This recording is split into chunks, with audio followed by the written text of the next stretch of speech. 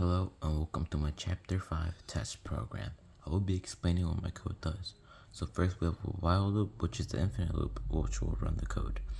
Then I have a variable called number items, which will ask how many items do you want to project. Then if it's less than 2 or more than 5, it will print has to be in between 2 or 5.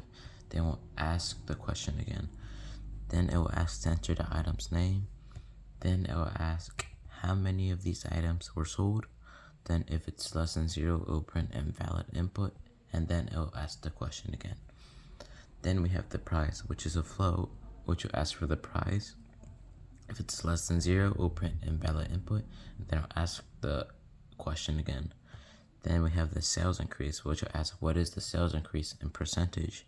Then if it's less than 0, it will print invalid input, and then I'll ask the question again, and then it'll calculate it to get the percentage dividing sales increase by 100.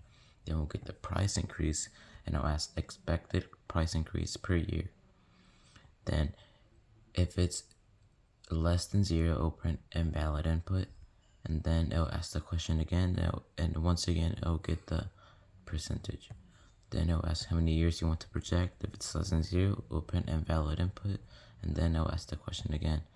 Then we have where it shows the results, and there will be the profit projection, which is for y in range. 1 is where it starts instead of 0, then the years plus 1, depending on each year. Then this will calculate the total money made per year, and it will round to the second decimal point.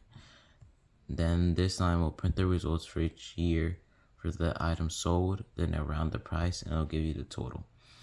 Then is the item sold, which is it increases the number of items sold for the next year.